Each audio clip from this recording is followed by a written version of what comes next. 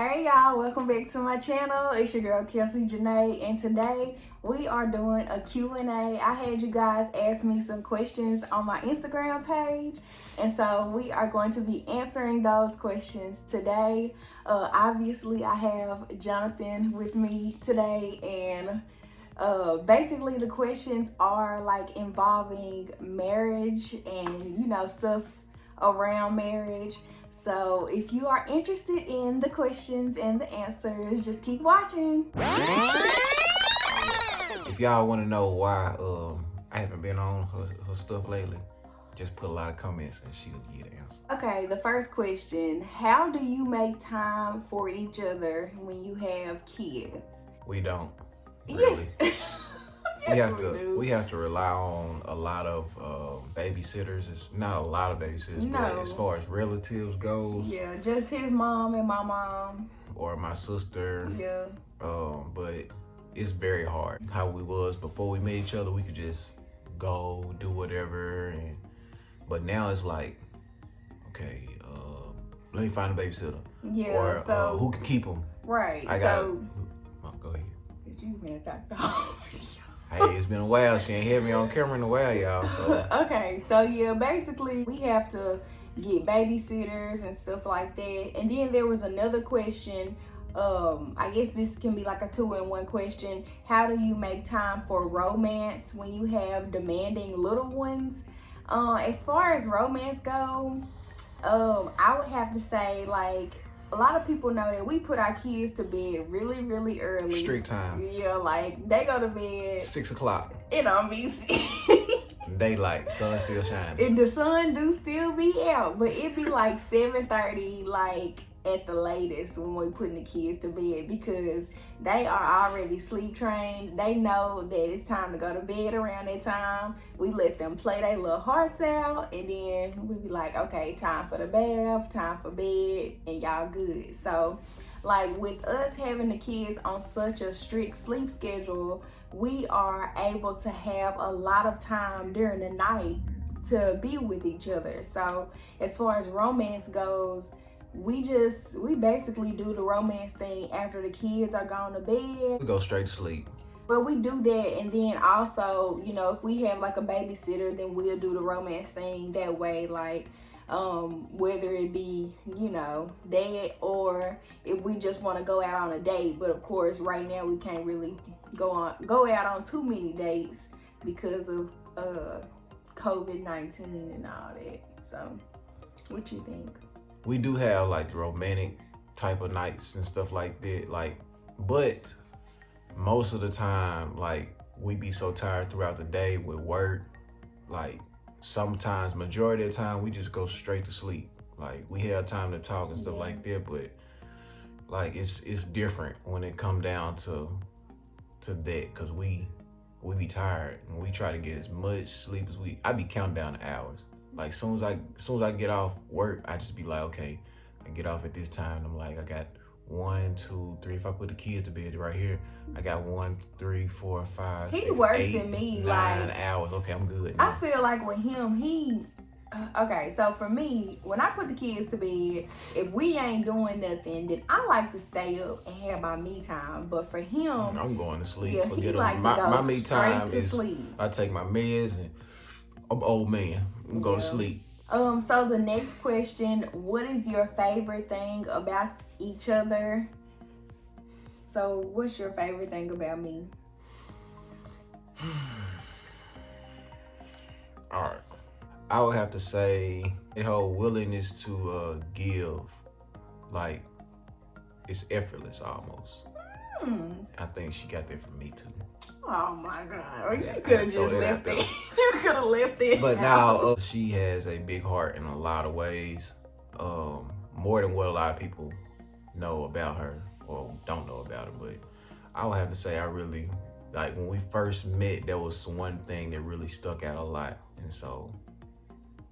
That's funny, because I would actually say that's my favorite thing about you also, because he's very, very selfless, and like he's the type of person that if he saw somebody, or somebody who didn't have a shirt on, he'll go and just take his shirt off and go give it to him. And then, I don't know, he always have been like that ever since we met each other. And then also another thing is the way he is with the kids. Like, especially Kendall. Like, he will tell her that he's gonna do something for her, and he always follow through. Like, you know, sometimes you'll tell your kids something just so they can, you know, be quiet or whatever. But for him, like, every time he tell Kendall that he gonna do something, he actually follows through with it, and he makes sure he follow through with it. Like, tonight he told Kendall he was gonna build her a little tent in her bedroom so she can sleep under the tent. You know how like people do like the covers and stuff, and so she's in her room sleep under. She some reminded covers. me too, y'all. She never forgets what like a lot of people tell, not just us, but a lot of people. But Yeah. I have to do that because I have to show her that, hey, when my daddy tell me something, he gonna do it, like regardless. Or we felt that way with our parents. It's like if they tell us, well, we gonna do it, and then they don't come through, then we feel down or sad or something like this. So I always, if she say something, whether it's give me some band-aids at the store, some paint, some colors, I'm gonna make sure she got it. Okay, so another question, and I'm really not even keeping count of the questions. Where do you see yourself in 10 years? I would have to say, Ooh, I know that's I hard. already know my answer though. You do? So go ahead and say it. I do see myself owning my own business. It's something that I have been having a like dream for like not a couple years. I wouldn't say all my life, but I'm gonna throw that out there too for y'all. If y'all don't know, I have already started my business. Look me up on Facebook, Instagram, all social media outlets. But J so Southern when you Barbecue say- LLC. I'll put it on the screen. Okay. So whenever you say owning your own business, though, you saying like a major thing? Because you already own your own business. Yeah. I would say more global, Global or nationwide. okay? I'll use that better. You talking about some global? Hey, the sky's the limit. You hear me? Okay, yeah, you're right. But- the sky is the limit. But you said 10 years, so I like Arkansas, but I would say probably somewhere out of state, and she already know where I would want to Yeah. go. So, I'd probably say that's really about it for me. But yeah, my own business and definitely somewhere out of state for sure. Yeah, I would say in 10 years, so the kids would be 14 and 11, something like that. They already grown now. But I would probably say probably living out of Arkansas, and for me, owning my own business as well. A lot of people know that I'm kind of working on some stuff in the background of, you know, everything, and so it's a business that I can pretty much take anywhere. So I would say like my business being pretty prominent, like, and people knowing what I do, kind of the same thing that you say, like business wise, and then also living where we want to live. So the next question is, how do you feel about hashtag relationship goals, and has it tainted what love looks like for you? I don't think it has tainted what love looks like for me, but I do feel like hashtag relationship goals can taint what real love is, because like you see on social media, people like putting hashtag relationship goals on all these different pictures, and like it just be pictures of people who look nice, or like they take a beautiful picture together and they have like a family or something, but really you really don't know what that person is going through, what their marriage is really like. And so some people may think that, oh wow, you know, my marriage should look like this, or I should have 2 kids already, but that's not, I mean, not reality. Yeah, like everybody's life is not going to look like that. Like everybody's relationship and marriage is not going to work like that. So for me, I don't think it has tainted what love looks like, but it can be tainting to people whose mind is not mature enough to understand that that's really not how everybody marriage is going to look like, or how their family is going to look like. Because I know people who have been married for years and they still don't have children, and maybe they don't even want children, and that's okay. Like, that's not a bad thing, because if you want kids or not. I don't follow hashtag relationship goals. I mean, I'm my own goal. But for real, like, I don't want to be like nobody else. Like, the hashtag goal, the whole deal, it is messed up a lot of people as far as like what they think a relationship's supposed to look like. Like she said, you see the people putting the hashtags, and like you see a picture and you just be like, oh man. And just to be honest and all the way transparent, like with us, I know a lot of people think that, oh well, man, they so beautiful and it's a lovely couple, like, but like just like any other family, like behind closed doors, we struggle like this next person, but like we work through it. And what may work for some other couple or marriage or relationship may not work for us. Right. Likewise, anybody else. Yeah. And so, like, I would say, you have to, at the end of the day, you have to do what works for you.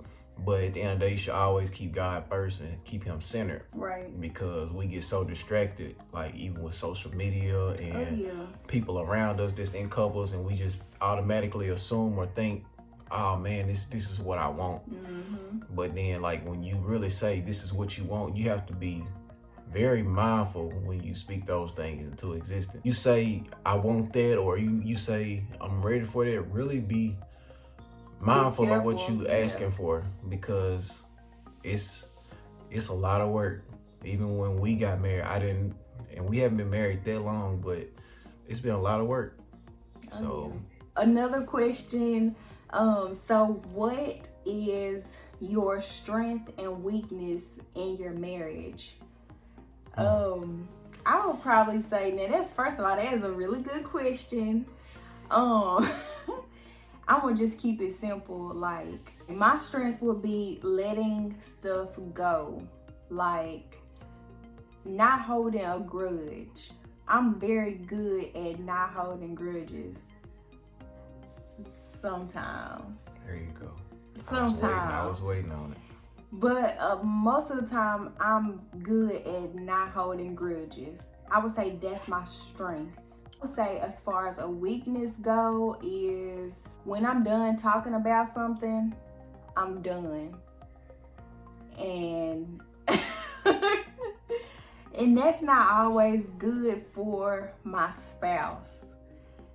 He likes to talk stuff out. Get it right. And for me, like, if I done said what I said, I'm done. I don't want to keep talking about it. Like, I'm done. I'm over it. Like, not in a bad way, but I just want to move on to the next thing. But for him, he likes to talk stuff out for a long period of time. for days. And I just be like, bro, like, I thought we already talked about this. Like, I thought we was okay. I thought we had moved on. So I would say that's my weakness, is I need to be more available to reflect on our feelings and reflect on what the problem is. She being so sarcastic right now, y'all. Reflect.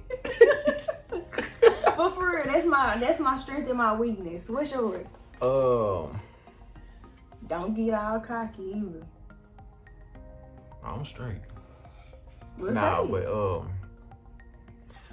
go with my weakness. My weakness first. My weakness is, first, I lack patience.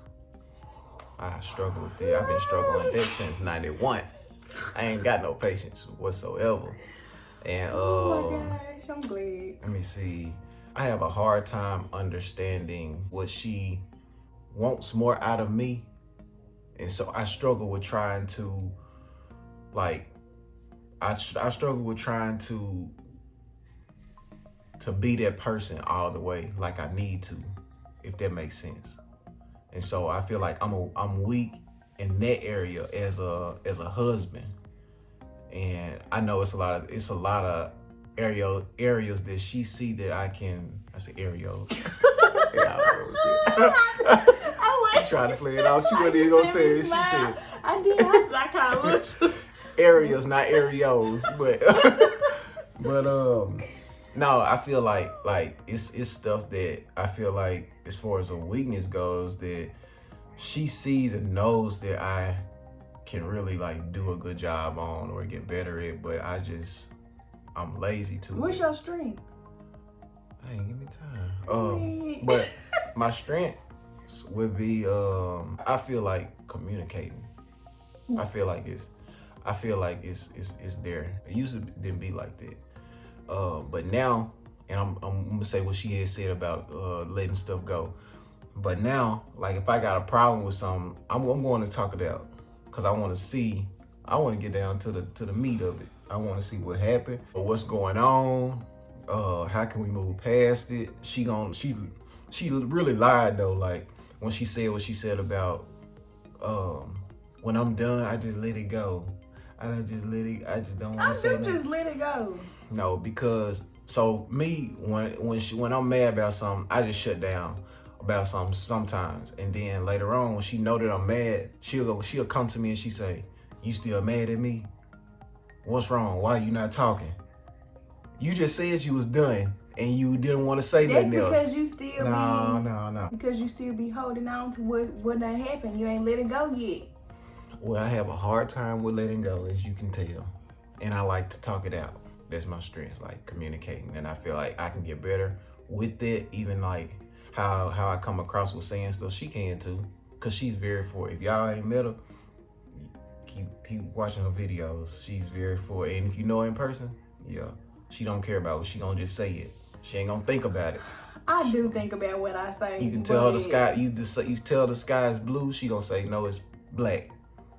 What if it's nighttime? See. I'm just saying. So go ahead. Yeah, so that's pretty much it. The only questions that we got some really good questions, and I appreciate you guys' feedback for asking us those questions. Do you have anything? Yes, I do got something to say real quick, y'all. She trying to get it off of it. People that's like dating or starting off relationship, whatever you may want to call it, I would just say take your time. A lot of people rush into it, a lot of stuff, and they think that they got something secured, and it's not what they think it is. And then later on, like a week or a month, they say some of them be like, "Oh, I don't want to do this no more." And like, this boy said a week. And then they just done, and they think that they found Mr. Right or Mrs. Right, but I would just say take your time, like find We didn't take our time. I know, cause you was sprung. She was sprung, y'all, but that's nothing. Yeah, it's something else. But y'all, take your time, man. No matter what, continue to keep finding yourself and allow God to be centered at what you do. He's gonna guide you into Mr. Right and where Miss Right is at. So that's my whole take on it. So if you like this video, go ahead and give it a thumbs up. Make sure you subscribe, and other than that, bye y'all.